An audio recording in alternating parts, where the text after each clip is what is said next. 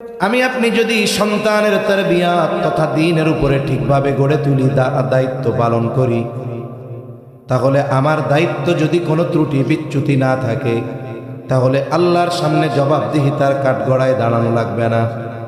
যেমন হযরত নূহ আলাইহিস সালাতু ওয়াস সালাম ৯৫০ বছর দাওয়াত দিয়েছেন। যখন মহাপ্লাবন শুরু হয়ে গেল, পানি উঠতেছে, সময়ের সাথে সাথে পানি বাড়তেছে, নূহ আলাইহিস সালাম তার সন্তানকে বলল, সন্তান ঈমান আনো, নৌকায় ওঠো। সন্তান ঈমান আনলো না, নৌকায় উঠল না। বলে, বাবা আমি ওই উঁচু পাহাড়ের চূড়ায় চলে যাব, ওই জায়গায় আমাকে পানি স্পর্শ করতে পারবে না। সন্তান জানে না যে এই প্লাবন সাধারণ প্লাবন না, গোটা পৃথিবী প্লাবিত হয়ে গেছে। নূহ আলাইহিস সালামের সন্তান ঈমান আনে নাই, নৌকায় উঠে নাই, পরকালে জাহান্নামী। বলেন তো, সন্তানকে দ্বীনের উপরে আনার ক্ষেত্রে নূহ আলাইহিস সালামের চেষ্টার মধ্যে কোনো কমতি ছিল নাকি? এই জন্য কিয়ামতে আল্লাহ জিজ্ঞাসা করবে না, ও পয়গম্বর নূহ, আপনার সন্তান কেন ঈমান আনলো না? নূহ আলাইহিস সালামের জবাবও আছে, আল্লাহ আমাকে আপনি যেই দায়িত্ব দিয়েছেন পালন করেছি, তবে হেদায়েতের মালিক আমি না, হেদায়েতের মালিক কে? দুনিয়ার কাউরে আল্লাহ হেদায়েতের মালিক বানান নাই। যদি আমার মনে হয় সারা দুনিয়ায় একজন ব্যক্তি হেদায়েতের ক্ষমতা পাইত, তাইলে আমার আপনার নবীকে আল্লাহ ক্ষমতা দিতেন। আবার যদি বলা হতো যে আপনাকে একজন ব্যক্তির জন্য সুযোগ দেওয়া হলো, আপনি চাইলে তারে হেদায়েত দিতে পারবেন, আমার মনে হয় নবীজি তার চাচা আবু তালেবের জন্য এই ক্ষমতাটা প্রয়োগ করত। কিন্তু বলেন তো, আবু তালেব ঈমান নিয়ে মরতে পারছে, অথচ আবু তালেবের দ্বারা ইসলামের কত কল্যাণ হয়েছে। রাসূল আকরাম সাল্লাল্লাহু আলাইহি ওয়াসাল্লামের বয়স যখন ৮, ওই সময় থেকে আবু তালেব আমার আপনার নবীজির অভিভাবক ৫০ বছর পর্যন্ত। নবুয়তির আগে আমার আপনার নবীর প্রতি যেমন মায়া মোহাব্বত আবু তালেবের ছিল, বলে যদিও আবু তালেব কাফের, কিন্তু নবুয়তির পরে এই মায়া মোহাব্বত আগের চাইতে অনেক বেড়েছে। কত মায়া কত মোহাব্বত আবু তালেব আমার আপনার নবীকে করতেন। তিনি কেমন যেন আমার আপনার নবীর উপরে কাফেরদের ক্ষেত্রে ছায়ার মতো ছিলেন, সামনে কেমন যেন সীসা ঢালা প্রাচীরের মতো ছিলেন। ঐতিহাসিকেরা যেই বছর আবু তালেব মারা যায়, ওই বছর খাদিজাতুল কুবরা রাদিয়াল্লাহু তাআলা আনহাও ইন্তেকাল করেন। বাহিরে আবু তালেব, ঘরে ছিল খাদিজাতুল কুবরা রাদিয়াল্লাহু তাআলা আনহা। এই দুইজন যেই বছর ইন্তেকাল করেছে, ওই বছরের নাম দিয়েছে আমুল হুজুন, চিন্তার বছর, পেরেশানির বছর। আবু তালেব যখন জীবনের শেষ সময় মুহাব্বত চাচাকেও করে, চাচাও নবীজিকে করে। নবীজি এটাও জানে, আমার চাচা আমাকে যত মুহাব্বত করুক না কেন, আর আমি চাচাকে যত মুহাব্বত করি না কেন, বলে যদি ঈমান না আনে, আমাকে করা মুহাব্বত আর আমার করা মুহাব্বত তাকে অনন্তকাল জাহান্নাম থেকে বাঁচাতে পারবে না। এই চাচা যখন জীবনের অন্তিম সময় মারা যাবে ভাব, ওই সময় নবীজি চাচার মাথার কাছে বসে চাচা আবু তালেবকে বলতেছে, চাচা আপনি শুধু বলেন লা ইলাহা ইল্লাল্লাহ, আর কোনো কিছু বলা লাগবে না, শুধু বলেন লা ইলাহা ইল্লাল্লাহ। বাকি বিষয়ের জন্য আল্লাহর দরবারে কিয়ামতে আপনার জন্য আমি সুপারিশ করব। বলেন তো, কোনো ব্যক্তি যদি ঈমান আনতে চায় কাফের, সে যদি একনিষ্ঠতার সাথে শুধু বলে লা ইলাহা ইল্লাল্লাহ, কিন্তু মুহাম্মাদুর রাসূলুল্লাহ বলল না, বলেন তো ওই ব্যক্তির তালিকা ঈমানদারদের সাথে অন্তর্ভুক্ত করা হবে নাকি?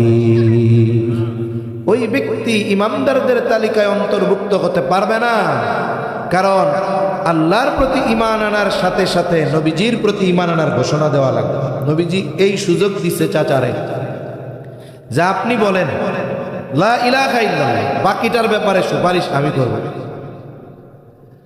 ঐতিহাসিকেরা বলে আবু তালেবের চেহারার মধ্যে ছাপ, এই বুঝি বলে লা ইলাহা ইল্লাল্লাহ। স্বাভাবিকভাবে আমরা মানুষ, কোনো কথা বলার আগে ওই কথার ছাপ আমাদের চেহারায় আসে। যদি কোনো ব্যক্তির চেহারার মধ্যে রাগান্বিত ছাপ থাকে, বোঝা যায় এখন যেই কথা বলবে এই কথাটা একটু গরম হবে, ঠিক না? আবার অনেক সময় কথা বলার আগে চেহারা হাস্য উজ্জ্বল দেখা যায়, বোঝা যায় এখন যেই কথা বলবে সেটা আনন্দের কোনো খবর হবে, কথা হবে। আবু তালেবের চেহারা ভাব এইরকম, এই বুঝি জবান দিয়া কয় লা ইলাহা ইল্লাল্লাহ। আবু তালেব গোত্রপতি, সম্মানী ব্যক্তি, তার মৃত্যুর সময় আরবের সব নেতারা হাজির। আবু তালেবের মৃত্যুর সময় আবু জেহেল, উতবা, সাইবাও কাছে, এই বুঝি বলে লা ইলাহা ইল্লাল্লাহ। আবু তালেবের কাছে দৌড় দিয়ে আবু জেহেল এসে বলে সাবধান সাবধান, আপনাকে মানুষ সম্মান করে, বীরপুরুষ বলে। আপনি যদি মরার আগে বাপ দাদার ধর্ম ত্যাগ করে মুহাম্মাদের ধর্ম গ্রহণ করেন তাইলে কা পুরুষ বলবে? খবরদার, আপনি বাপ দাদার ধর্মে চুনকালি দিবেন না, নসিব বড় খারাপ, কালিমা নসিব হলো না। আবু তালেব দুনিয়া থেকে বিদায় নিল। নবীজির মনেও বড় কষ্ট, মায়া। আর যেই চাচা আমার জন্য এত ত্যাগ আর এত কষ্ট, এই চাচার ঈমান নসিব হলো না, হেদায়েত নসিব হলো না। আর আল্লাহ তাআলা কুরআনুল কারীমে জানায় দেন, ইন্নাকা লা তাহদি মান আহবাবতা ওয়ালাকিন্নাল্লাহা ইয়াহদি মান ইয়াশা। আল্লাহ তাআলা বলেন, আপনি যাকে ভালোবাসেন তাকে আপনি হেদায়েত দিতে পারবেন না, ওয়ালাকিন্নাল্লাহা ইয়াহদি মান ইয়াশা, বরং আল্লাহ তাআলা যাকে চায় তাকে হেদায়েত দেয়। বলেন তো, নবীজি চার চাচাকে ঈমান আনানোর ব্যাপারে কম প্রচেষ্টা করছে নাকি? সর্বোচ্চ চেষ্টা করেছে, কিন্তু কেন হেদায়েত নসিব হয় নাই? বলে হেদায়েতের মালিক নবী নয়, হেদায়েতের মালিক যিনি তিনি কে?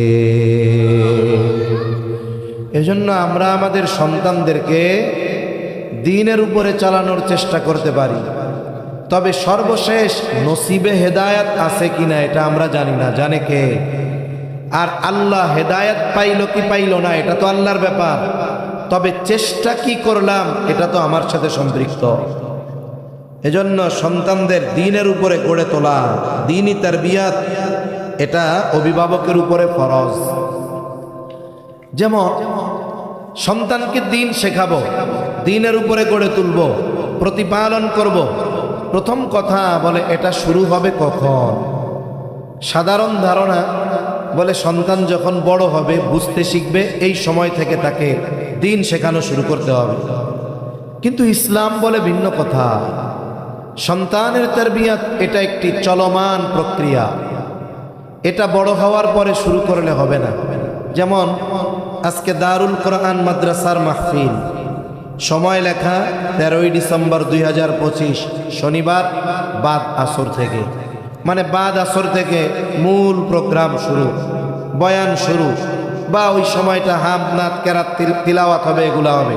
প্রোগ্রাম শুরু আসর থেকে। কয়টা পর্যন্ত? বলে আমি থাকলাম 9:30 পর্যন্ত, আলী হাসান ওসামা আসলেন, উনি বয়ান করলো যে কয়টা পর্যন্ত করলো, ধরেন 11টা সর্বোচ্চ। এই যে 4টা থেকে বা 5টা থেকে 11টা, 6-7 ঘন্টার এই প্রোগ্রাম সুন্দর করার জন্য বলেন তো 6-7 ঘন্টার প্রস্তুতিতে কি এই প্রোগ্রাম সুন্দর করা সম্ভব? যদি আসরের সময় মাইকওয়ালা ভাইরা সব কিছু নিয়ে মাদ্রাসার সামনে আইসা বলতো, হুজুর পোস্টারে তো দেখলাম মাহফিল শুরু আসরের পর থেকে, তা মাশাআল্লাহ আমরা আইসা আসরের নামাজ পড়ছি, মাইক টাইক নিয়ে এখন সেটিং করব। এত সুন্দর প্যান্ডেল লাইটিং, যদি ওনারা বাস টাস নিয়ে আসরের নামাজ এই মাদ্রাসায় আইসা পড়তেন, বলেন তো তাহলে আমি যে এশার পরে আলোচনা করতেছি এটাই তো শুরু করা সম্ভব হইতো না। তার মানে 6 ঘন্টার আয়োজনকে সফল করার জন্য 6 মাস প্রস্তুতি নেওয়া লাগছে। আপনি সন্তানকে দ্বীনের উপরে গড়ে তুলবেন, নেক সন্তান হিসাবে গড়ে তুলতে চান, বলে সন্তান বড় হওয়ার পরে করলে হবে না, বলে সন্তান দুনিয়া আসার আগেই এই প্রস্তুতি শুরু করতে হবে। এই বিষয়টাই ইসলাম আমাদের জানায়। এই পৃথিবীতে কোন মানুষ কিভাবে আমরা বুঝি না, তবে বিবাহের যতগুলো উদ্দেশ্য আছে, এর মধ্যে অন্যতম একটি উদ্দেশ্য নেক সন্তান। কি সন্তান? জোরে কন। এত জোরে আওয়াজ করছেন, খিদা লেগে গেছে? আরো জোরে কন। কি সন্তান? নেক সন্তান। শুধু সন্তান না, কিন্তু কি সন্তান? নেক সন্তান। কারণ অনেকের সন্তান আছে কিন্তু বদকার। ওই বেটার যত টাকা পয়সা থাকুক না কেন, এই বদ সন্তান তার শান্তি না, বরং অশান্তির কারণ। ঠিক কিনা বলেন? আবার যার সম্পদ আছে সন্তান নাই, তারও কষ্ট। আবার যার নেক সন্তান আছে, সম্পদ কম, বলে চাকরি করে ফ্যাক্টরিতে, বেতন যা পায় তা দিয়ে থাকা খাওয়াও কষ্টকর হয়ে যায়, কত কষ্ট করে চলতে হয়। কিন্তু ছেলে 2টা হাফেজ হয়েছে, মেয়েটা হাফেজা হয়েছে, স্ত্রী দিনদার, এর টাকা পয়সা না থাকলেও সন্তানগুলো নেক হওয়ার কারণে শান্তি আছে না নাই? এজন্য নেক সন্তান হলো অন্যতম উদ্দেশ্য। এখন নেক সন্তানের জন্য কি দরকার? বলে 1 নম্বরে নেক সন্তানের জন্য নেক মা দরকার। কি দরকার? জোরে কর। একজন যদি কলা গাছ লাগাইয়া আশা করে যে আমি কাঁঠাল খামু, কিয়ামত পর্যন্ত সম্ভব? এখন নেক সন্তানের জন্য নেক মা কেন দরকার? ইসলামের বিষয় এক পাশে রাখলাম, আধুনিক এক গবেষণা, কয়েকদিন আগে আমি নিজে ওইটা পড়লাম, যে লিখছে যে চিকিৎসা বিজ্ঞান, এনারা গবেষণা করছে চিকিৎসকেরা, যে হ্যাঁ, সন্তানের চরিত্রের 90% কিসের? চরিত্রের। বলেন কিসের? চেহারা না, চরিত্রের। কিসের?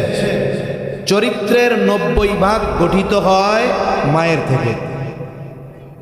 তার মানে কি বোঝা গেল? নেককার সন্তানের জন্য নেককার মা দরকার। কেন? কয় মা যদি নেককার হয় তাহলে সন্তানের মধ্যে তার প্রভাব পড়বে। মা যদি বদকার হয়, মা যদি পাপাচারে লিপ্ত হয়, সন্তানের মধ্যে তার প্রভাব পড়বে। বাবা চাকরি করতে পারে, ভালো খাওয়াতে পারে, ভালো পড়াতে পারে, কিন্তু সন্তানের আখলাক গঠনে সবচাইতে বড় ভূমিকা কার? জোরে বলেন। মায়ের। এজন্য সন্তানের তারবিয়াত এটা শুরু হয় বিবাহ থেকে নিয়ে। বিবাহের উদ্দেশ্য কি? অনেকগুলো উদ্দেশ্যের একটা উদ্দেশ্য কি? বলেন নেক সন্তান। জোরে বলেন। কি সন্তান? নেক সন্তান। এখন নেক সন্তানের জন্য নেককার মা দরকার। এই জন্য যারা বিবাহ করে নাই, এ দোয়া তো তারাও করবে, যারা করছে তারাও করবে, যাদের সন্তান হয় নাই তারাও করবে, হইছে তারাও করবে। আল্লাহ একটা আম দোয়া শিখাই দিচ্ছে, রব্বানা হাব লানা মিন আজওয়াজিনা ওয়া যুররিয়াতিনা কুররাতা আ'য়ুন ওয়াজআলনা লিল মুত্তাকিনা ইমামা। দোয়া করবে, ও রব, আমাকে আপনি এমন স্ত্রী সন্তান দান করেন যারা আমার চক্ষু শীতলকরণের কারণ হবে। ওয়াজআলনা লিল মুত্তাকিনা ইমামা, আপনি আমাদের দিকে মুত্তাকিনদের ইমাম বানায়া দেন। তাহলে প্রথম দোয়া, আল্লাহ এমন স্ত্রী দান করেন চক্ষু শীতলকারিণী হবে, এমন সন্তান দান করেন চক্ষু শীতলকারী হবে। তার মানে যদি সন্তান চাই তাহলে নেক বিবি দরকার। আর নেক বিবি প্রথমে আল্লাহ তাআলার কাছে চাইতে হবে, সাথে সাথে বিবাহের সময় নেককার আর দিনদারিত্বকে প্রাধান্য দিতে হবে। এখন যদি কেউ শুধু দোয়া কইরা সন্তান চায়, বিবাহ শাদী না কইরা, পাওয়া যাবে? এক যুবক গেছে এক বুজুর্গের কাছে, গিয়ে বলে, হুজুর একটু খাস করে দোয়া করেন তো, যেন আল্লাহ তাআলা আমার একটা নেককার সন্তান দেয়। হুজুর খুব আবেগ দরদ নিয়ে দোয়া করছে। যুবক চলে যাওয়ার পরেও দোয়া করছে। এরপরে 2 বছর পরে যুবক আবার আসছে যে, হুজুর শুনছি আপনার দোয়া কবুল হয়, কিন্তু 2 বছর ধরে একটা নেক সন্তান পাইলাম না। হুজুর বলে, কি কও? তোমার কোনো সমস্যা আছে? না না। তাইলে হইল না কেন? তো ওনার একটু সংশয় যাচ্ছে, জিজ্ঞাসা করতেছে, ঠিক আছে তুমি কি বিয়া করছো? না হুজুর, এটা তো করি নাই। এখন যদি বিয়া না কইরা আমি খালি কই নেক সন্তান দেন, কাজ হবে? এজন্য আল্লাহ সিরিয়াল ঠিক রাখছে, আগে নেককার বিবি চাও, নেককার বিবি পাবা, এরপরে দোয়া করো, সাথে সাথে নেক সন্তানও পেয়ে যাবে ইনশাআল্লাহ। এজন্য ইসলাম আমাদের জানিয়ে দেয়, নবীজি আমাদের জানিয়ে দিয়েছেন বিবাহের ক্ষেত্রে নারীর কোন গুণটাকে প্রাধান্য দিতে হবে। নবীজি বলেন তুনকাহুল মারআতু লিআরবাইন, চারটি জিনিস দেখে নারীদের বিবাহ করা হয়। এক নাম্বার দেখা হয় তার সৌন্দর্য, দুই নাম্বার দেখা হয় তার বংশ, তিন নাম্বার দেখা হয় তার সম্পদ, চার নাম্বার দিনদারিত্ব। তবে দিনদারিত্বের ব্যাপারে নবীজি বলেন ফাযফার বিযাতিদ্দীন, তোমরা দিনকে প্রাধান্য দাও। তার মানে দিনদারিত্ব পরিপূর্ণ, দিনদারিত্ব নাই বাকি তিনটা আছে, দেখতে সুন্দর, টাকা পয়সাও অনেক, বংশ অনেক ভালো, কিন্তু দিনদারিত্ব নাই, বলে কাছে ভিড়ো না। তবে ব্যতিক্রম যদি হয়, দিনদারিত্বের মধ্যে কমতি নাই, কিন্তু দেখতে একটু শ্যামলা, বংশ অনেক উচ্চ না, টাকা পয়সা বাবার অনেক নাই, বলে বিবাহ করো, একটু সবর করো, আশা করা যায় ওই নারীর গর্ভে আল্লাহ এমন সন্তান দিবে, যেই সন্তান ওই যে তোমার দোয়া চক্ষু শীতলকরণের কারণ হয়ে যাবে। তাহলে নেক বিবি দরকার। যদি সবগুলো পরিপূর্ণ হয় তাহলে তো ভালোর উপরে ভালো। কিন্তু আল্লাহ তাআলা সবাইরে কি সুন্দর বানাইছে, চামড়ার সৌন্দর্য সবাইরে দিছে। চামড়ার সৌন্দর্য হয়তো সবাই পাবে না, তবে চেষ্টা যদি করে, আল্লাহ যদি চায়, চরিত্রের সৌন্দর্য সবাই অর্জন করতে পারে। আর বাস্তবতাও এইটা, বলে বিবাহের আগে চেহারার সৌন্দর্যের প্রাধান্য থাকে বেশি, বিবাহের পরে চারিত্রিক সৌন্দর্যের প্রাধান্য থাকে বেশি। যার কারণে কি দেখি, যত বিবাহ বিচ্ছেদ হয় বাংলাদেশে, অধিকাংশ নারীদের চেহারা সুন্দর, মাগার চরিত্র সুন্দর নয়। চরিত্রের সৌন্দর্য, এটা লংজিভিটি বেশি। আজকে যেই মেয়েটা 20 বছরের ষোড়শী যুবতী, একেবারে দেখতে সুন্দর, বলেন তো এই মেয়েটার বয়স যখন 60 বছর হবে, এই সৌন্দর্য থাকবে? চামড়া ঝুলে যাবে, চুল পেকে যাবে, চোখ কোটরে চলে যাবে। কিন্তু যদি সে দিনদার হওয়ার মাধ্যমে চারিত্রিক সৌন্দর্য অর্জন করতে পারে, বলে বয়স যদি 80ও হয়ে যায়, চামড়া যদি ঝুলেও যায়, দৃষ্টি শক্তি যদি চলেও যায়, চুলগুলো যদি সব পেকেও যায়, হয়তো তার চেহারার সৌন্দর্য চলে যাবে, কিন্তু চরিত্রের সৌন্দর্য তখনও নষ্ট হবে না। এজন্য আমরা শুধু চিন্তা করি দেখার সৌন্দর্যে, কিন্তু আল্লাহর নবী জানিয়ে দিয়েছেন দিনদারিত্বকে প্রাধান্য দাও। প্রাধান্য দেওয়া হয়, বলে যে দিনদার বাস্তবে, তার মধ্যে পরিপূর্ণ উত্তম আখলাক চরিত্র আছে, তাছাড়া সে পরিপূর্ণ দিনদার হতে পারবে না। আবার দেখুন, প্রসিদ্ধ এক ঘটনা আছে, হযরত ওমর রাদিয়াল্লাহু তাআলা আনহুর কাছে এক যুবকের ব্যাপারে বাবা অভিযোগ নিয়ে গেছে, খলিফাতুল মুসলিমিন, আমার সন্তান আমার হক আদায় করে না, একটু বলে দেন। হযরত ওমর রাদিয়াল্লাহু তাআলা আনহু যুবকটাকে ধরছে, কি ব্যাপার, কেন তুমি তোমার বাবার হক আদায় করো না? যুবক এবার পাল্টা প্রশ্ন করে বলে, খলিফাতুল মুসলিমিন, হক কি শুধু পিতা সন্তানের কাছে পায়? সন্তান কি তার পিতার কাছে কোনো হক পায় না? হযরত ওমর রাদিয়াল্লাহু তাআলা আনহু কয়েকটা হকের কথা বলছেন। এর মধ্যে সর্বপ্রথম তিনি যেই হকের কথা বলেছেন, যে প্রত্যেকটি সন্তানের তার পিতার কাছে প্রথম হক একজন দিনদার মা। সন্তানের কাছে বাবা হক দাবি করবে কখন?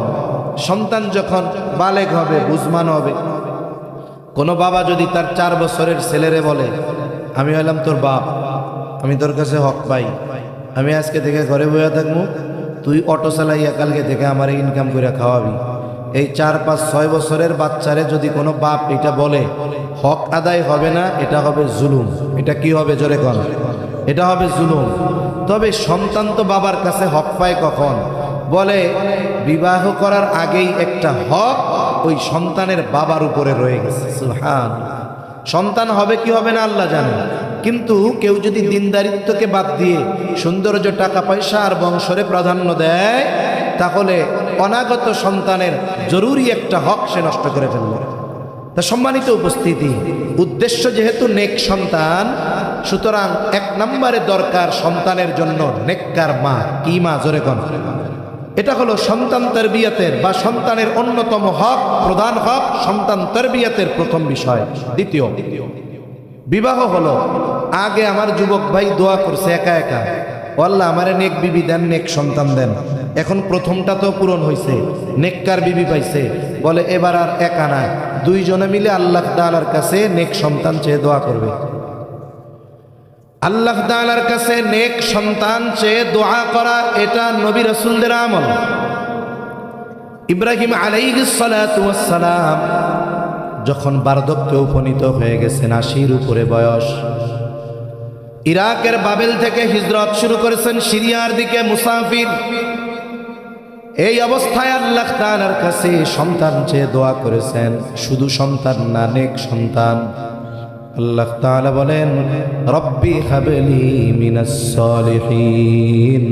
আল্লাহ জানায় দেন ইব্রাহিম আলাইহিস সালাম দোয়া করে, ও রব আমাকে একজন নেককার ছেলে সন্তান দে। শুধু সন্তান চাইছে না নেক সন্তান চেয়েছে?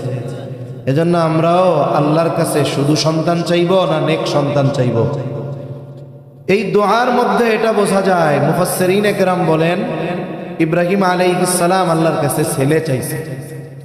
কারো ছেলে যদি পরপর 2-3টা হয় মোটামুটি বেজার হয় না, খুশি হয়। কিন্তু মাইয়া যদি পরপর 2-3টা হয়, চেহারার দিকে তাকানো যায় না।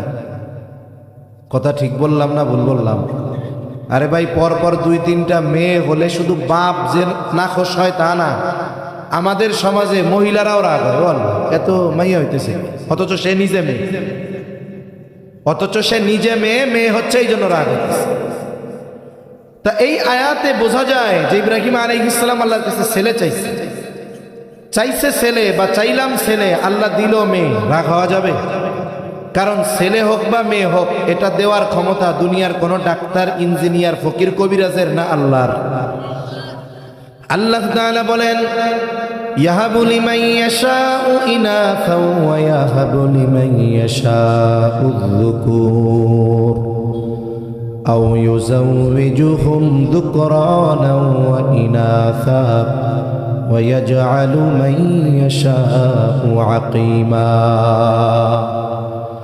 আল্লাহ তাআলা যাকে চান তাকে মেয়ে দেন, যাকে চান তিনি ছেলে দেন, যাকে চান তিনি উভয়টাই দেন, আবার যাকে চান তিনি কোনোটাই দেন না। তার মানে ছেলে হোক আর মেয়ে হোক, এটা দেওয়ার নিয়ন্ত্রণ যার হাতে তিনি কে। তাহলে চাইতে হবে, দোয়া করতে হবে। এই যে নেক সন্তান চেয়ে দোয়া করা, এটা সন্তান তারবিয়াতের অন্যতম একটি অংশ। কেন দোয়া করব? বলে পিতা মাতার দোয়ার প্রভাব সন্তানের বাস্তব জীবনে পরিলক্ষিত হয়। এজন্য সন্তানের জন্য মা বাবার দোয়া আল্লাহ কবুল করে নেয়। কিন্তু আফসোস, অনেক সময় অনেক অভিভাবক আছে সন্তানের কিছু আচরণে বিরক্ত হয়ে বদদোয়া করে। এমন মা বাপ আছে না নাই? বিশেষ করে মায়েরা করে।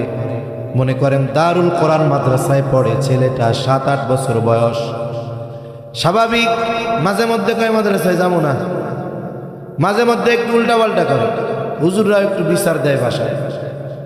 এইবার মা বাবা অতিষ্ঠ হয়ে বদদোয়া করে ছেলেরে, বলে তুই মরতে পারস না, তোর মরা মুখ যেন আমি আর না দেখি। বলে কি বলে না। আবার অনেক সময় মাথায় হাত দিয়া কয়, আল্লাহ এর জ্বালায় বাঁচি না। হুজুররা খালি বিচার দেয়, নিয়ে যাও এরে। আপনি বদদোয়া দিলেন, যদি বদদোয়াটা কবুল হয়ে যায় কি হবে? কোরআন হাদিসে সন্তানের জন্য যত দোয়া আছে, বলেন তো আল্লাহ এবং তার রাসূল আমাদেরকে একটাও বদদোয়া শিখাইছে নাকি? তাহলে বদদোয়া কেন করেন?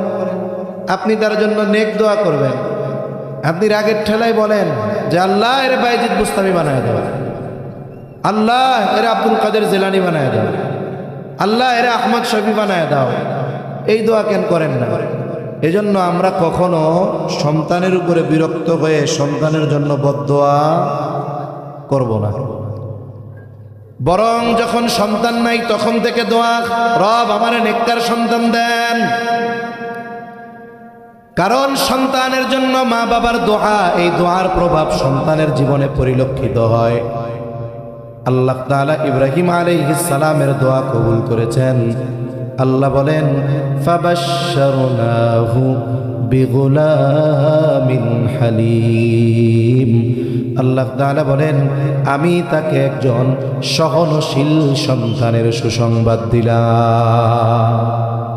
এই সন্তান কেমন সন্তান আমাদের জানা আছে। আমরা সবাই জানি যে আল্লাহর নির্দেশ পালনার্থে ওই ছোট্ট শিশু বাবার কথায় সুরের নিচে শুয়ে পড়ছে, এমন হালিম সন্তান আল্লাহ দিছে। বলে এটা হলো ইব্রাহিম আলাইহিস সালামের দোয়ার প্রভাব। আবার অনেক সময় অনেকে সন্তান চেয়ে দোয়া করে, সন্তান হয় না, ডাক্তার দেখায়, বলে সব ঠিক, সন্তান হয় না। বাংলাদেশ, ভারত, সিঙ্গাপুর অনেক জায়গায় ডাক্তার দেখানোর পর ডাক্তার বলে কোনো সমস্যা নাই। হয় না কেন এটা আমরা জানি না, আল্লাহ জানে। আবার গ্রামের কিছু মানুষ তাকে এসে বুদ্ধি দেয়, শোনো দেশ বিদেশে ডাক্তার দেখায় এত লাভ নাই। কিছু জিনিস আছে, সব জিনিস ডাক্তার দিয়া হয় না, কিছু জিনিস আছে ফকির কবিরাজ লাগে, বলে না এরকম? সব জিনিস ওষুধ ডাক্তার দিয়া হয় না রে। ওই জায়গায় যা, পাতলা সার মাজার আছে, ওই জায়গায় এক বাবা আছে শুনছি, তার কাছে গেলে পোলাপান অটোমেটিক হয়ে যায়। এখন গ্রামের ভাষায় বলে মাল যায় যার, ইমান যায় তার। ওর তো একটা সন্তানের আশা, এত খরচ করছে কোনো ফলাফল নাই, এইবারও দৌড় দিয়ে চলে গেছে ওই জায়গায়। যাওয়ার পরে বলতেছে যে হ্যাঁ সন্তান তো রইব, এই যে সামনে ওরস মোবারক, আগে একটা গরু মানত কর। বলেন তো আল্লাহর নাম ছাড়া কোনো বাবার নামে মানত করা জায়েজ আছে? এই যে শুরু হইল অপরাধ। এরপরে বলে শোনো সন্তান হবে 17 ঘাটের পানি আনবা, 20 গাছের বরই পাতা আনবা, 21 গাছের গোলাপের কাটা আনবা, শ্মশানের মাটি আনবা, কবরস্থানের মাটি আনবা, এইগুলা দিয়া গুলাইয়া টুলাইয়া গোসল করাইলে তোর গোলাবান হয়ে যায়। কেউ যদি বিশ্বাস করে যে এইগুলো করলে সন্তান হবে, তাইলে সে আল্লাহরে অক্ষম মনে করে, তার ঈমানের অবস্থা খারাপ হয়ে যায়। আর এক দল আছে চিন্তা করে দুনিয়ার চিকিৎসা করলাম, আমাদের চেষ্টা করলাম, বলে যতক্ষণ আল্লাহ না চাইবে ততক্ষণ কোনো কিছু দিয়ে কাজ হবে না। এবার ওরা চিন্তা করে আল্লাহর কাছে চাওয়ার মতো চাইব। বলে সবার দ্বারা যেটা অসম্ভব আল্লাহর দ্বারা সেটা শুধু সহজ নয় বরং অতি সহজ। আল্লাহর কাছে খাস করে দোয়া করছে, বাইতুল্লাহ গেছে, হজে গেছে, স্বামী স্ত্রী দুইজন মিলে দোয়া করছে, আরাফা, মিনা, মুজদালিফা, মুলতাজিম, কাবা ধরে ধরে আল্লাহর কাছে দোয়া করেছে, দোয়া কবুল হয়ে গেছে। বছর ঘুরে নাই, আল্লাহ তাআলা গোল জুড়ে চক্ষু শীতলকারী সন্তান দান করে দিয়েছে। এজন্য হতাশ হওয়া যাবে না। বলে দোয়া হলো এমন পাওয়ারফুল এক জিনিস, এই দোয়ার মাধ্যমে আল্লাহ যদি চায় বান্দা তার ভাগ্য পরিবর্তন করে ফেলতে পারে। তবে দোয়াটা তো দোয়ার মতো দোয়া হইতে হবে।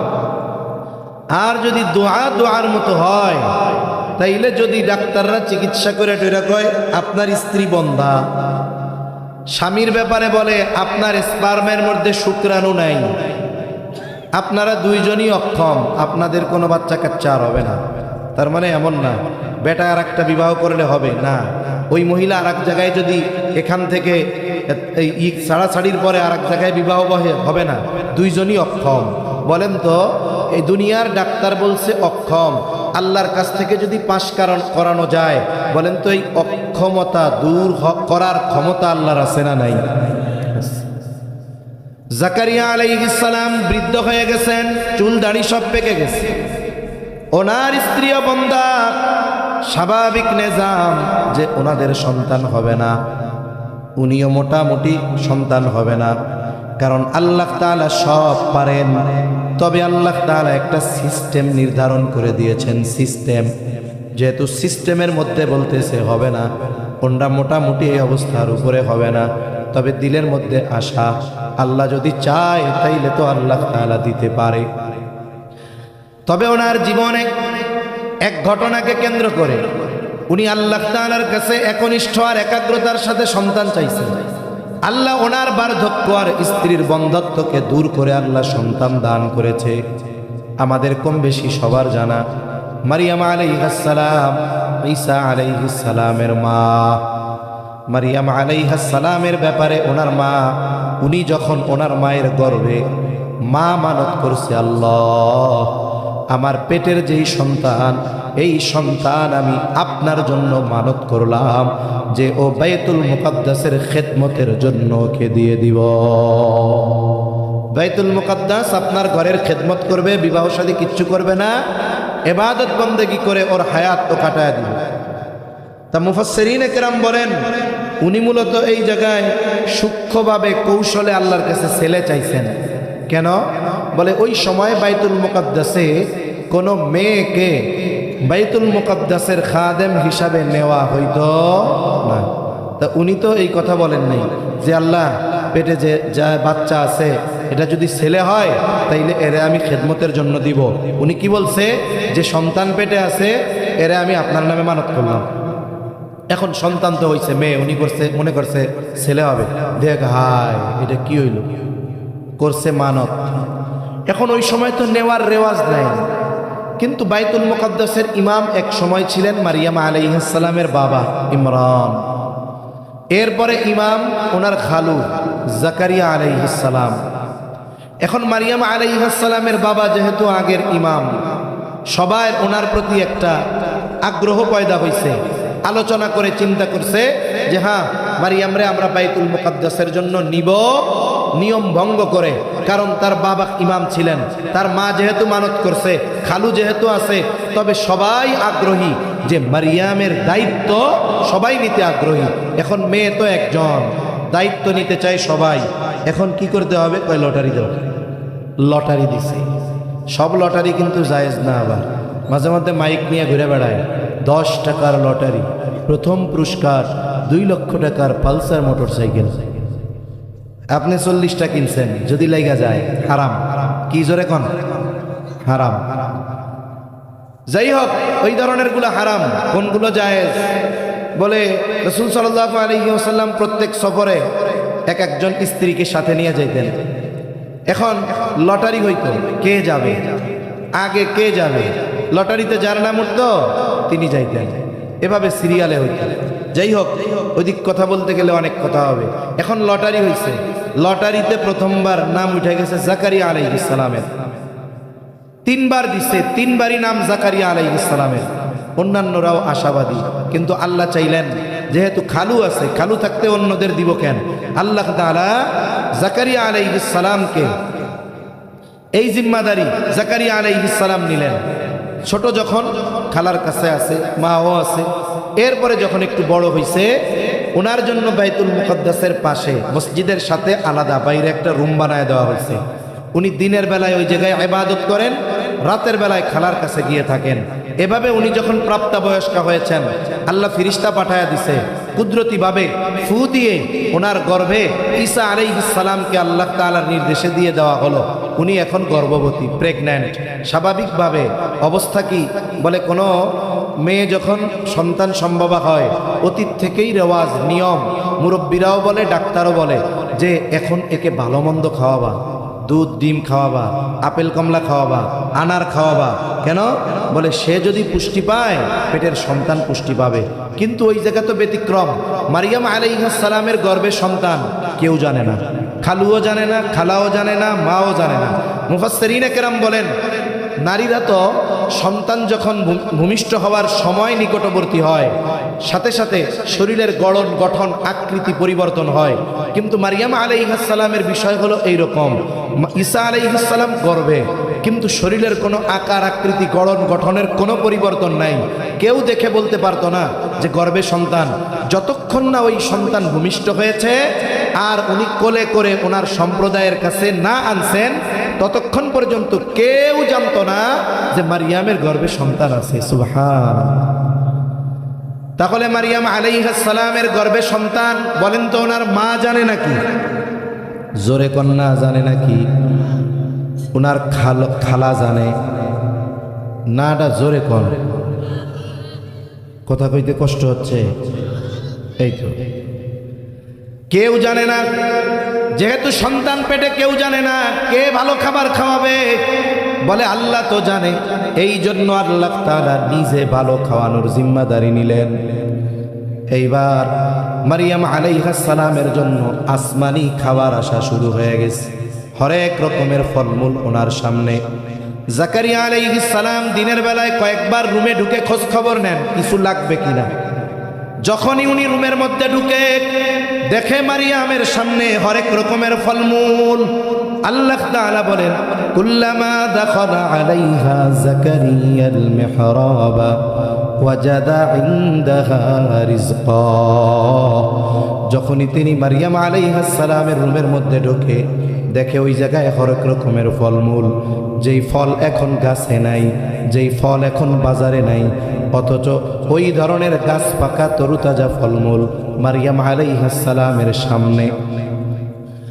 উনি জিজ্ঞাসা করলেন ক্বালা ইয়া মারইয়াম আন্না লাকি হাযা, ও মারিয়াম এই ফলমূল তোমার জন্য কোথা থেকে আসলো, কোথায় পাইলা তুমি এইগুলা? মারিয়াম আলাইহিস সালামের সহজ আর সোজা জবাব, ক্বালাত হুয়া মিন ইনদিল্লাহ, এই ফলমূল যার পক্ষ থেকে আসছে তিনি কে? আল্লাহর পক্ষ থেকে আসছে। বলেন তো আল্লাহ যদি চায় গাছে থাকা লাগবে না, বাজারেও থাকা লাগবে না।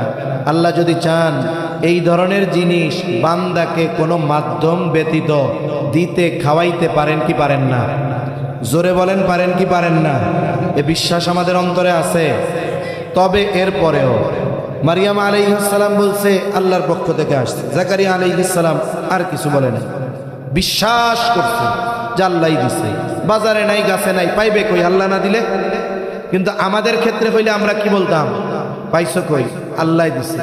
মুখ দিয়া ঠিকই কইছি আল্লাহ দিতে পারে, কিন্তু সংশয় অন্তরে আসতো নিশ্চয়ই কারো মাধ্যমে পাইছে।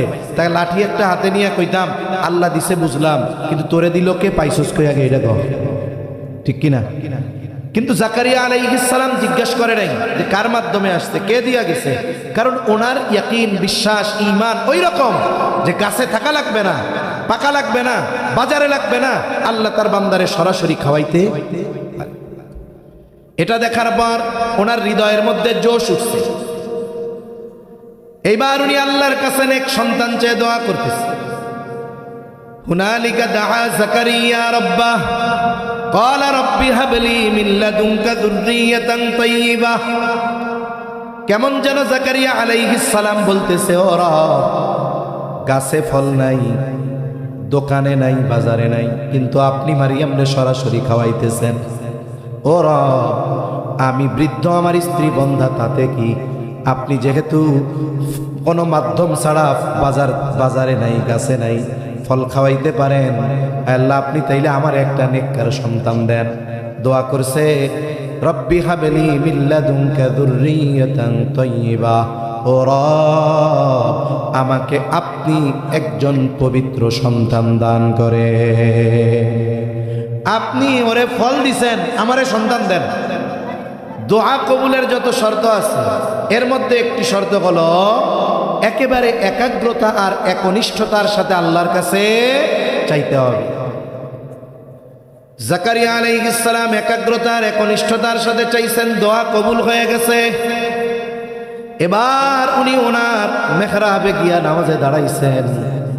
আল্লাহ তাআলা ফেরেশতাদের মাধ্যমে সুসংবাদ পাঠায়া দেন।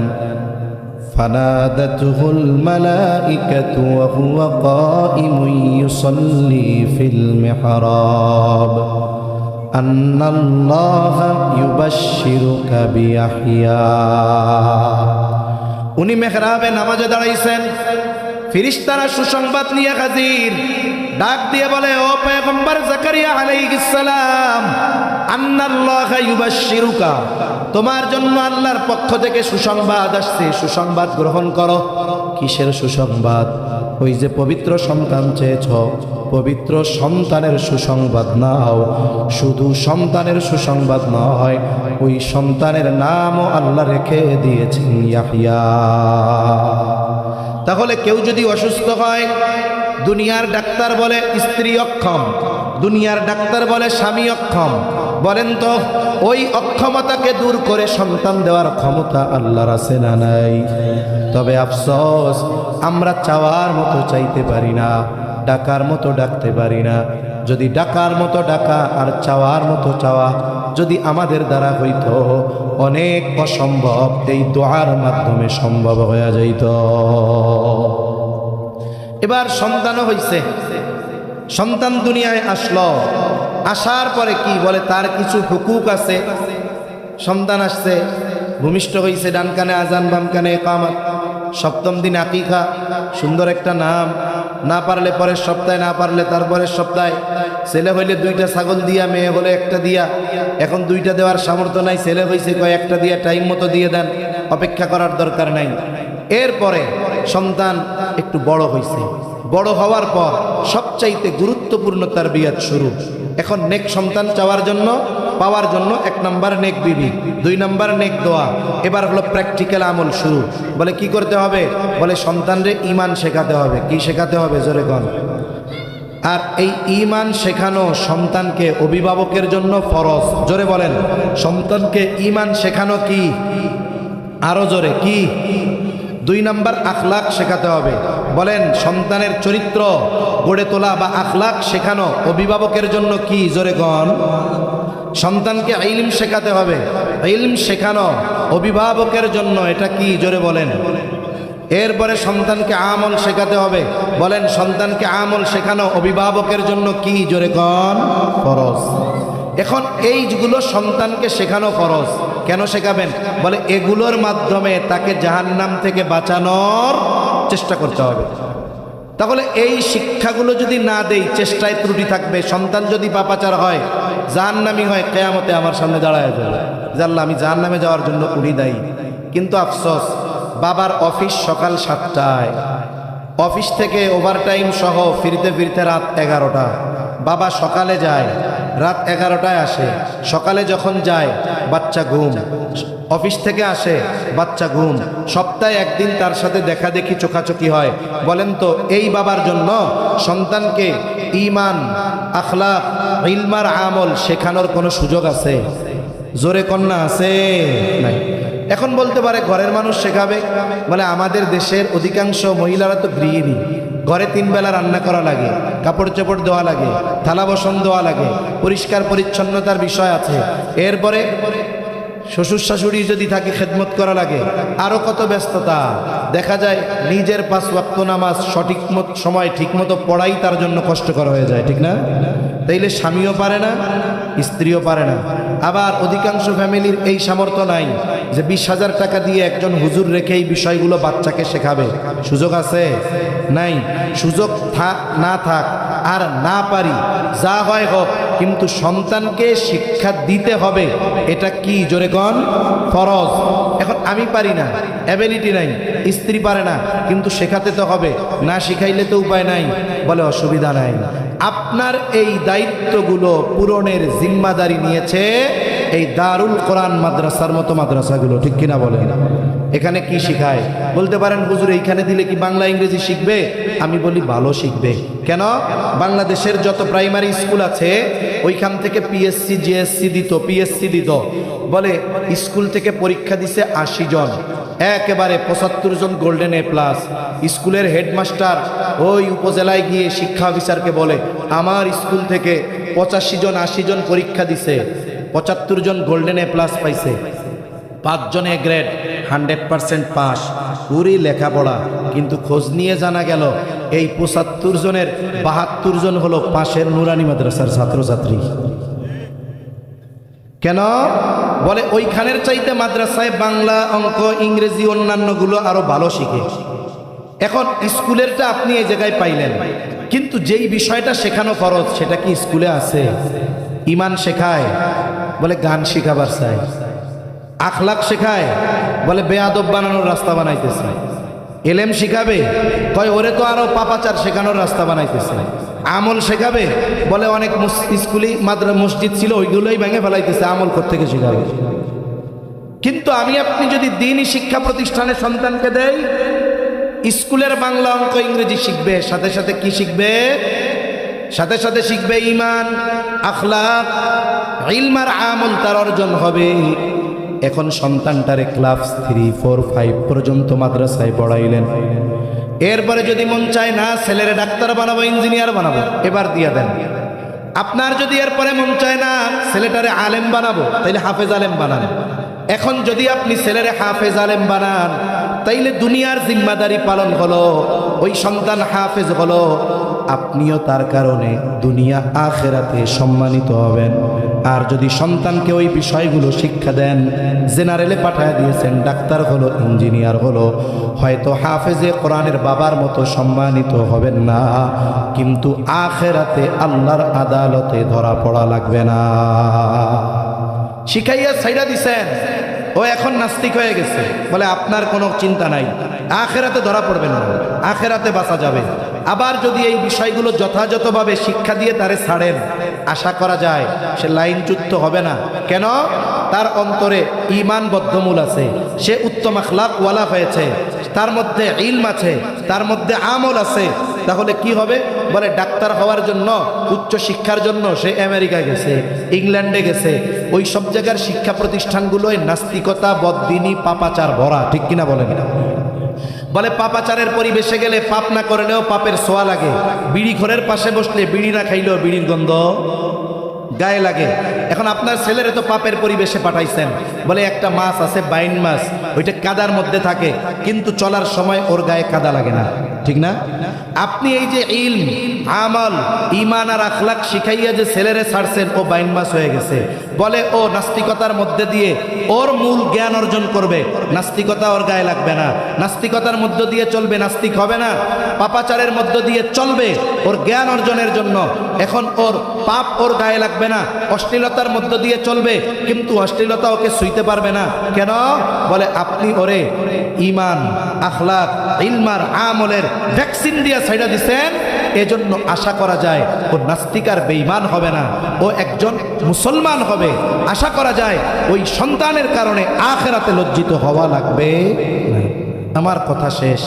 ডিসেম্বর মাস চলতেছে, অনেক অভিভাবক চিন্তা করতেছে কোথায় দিমু ছেলেটারে, দারুল কোরআন মাদ্রাসায় দিমু নাকি ওই যে পাশে একটা ইংলিশ মিডিয়াম স্কুল হচ্ছে ওখানে দিব। আমি বলি আপনি যদি মুসলমান হন, ইমানদার হন, আপনার সন্তানকে এই বিষয়গুলো শিক্ষা দেওয়া ফরজ। যদি না করেন কিয়ামতে ধরা পড়তে হবে। এজন্য আগে আখেরাতের বাঁচার জন্য ছেলেটারে আগে 4টা বছর, 3টা বছর, 5টা বছর মাদ্রাসায় দেন, এরপরে অন্য কিছু দিয়েন, তাহলে ঠিক থাকবে। আর যদি আলেম বানাইতে পারেন আখেরাতে মর্যাদা অনেক পাবেন। আর যদি আলেম না বানাতে পারেন, দায়িত্ব পালন করার দ্বারা আখেরাতে ওই সন্তানের কারণে বেইজ্জতি হওয়া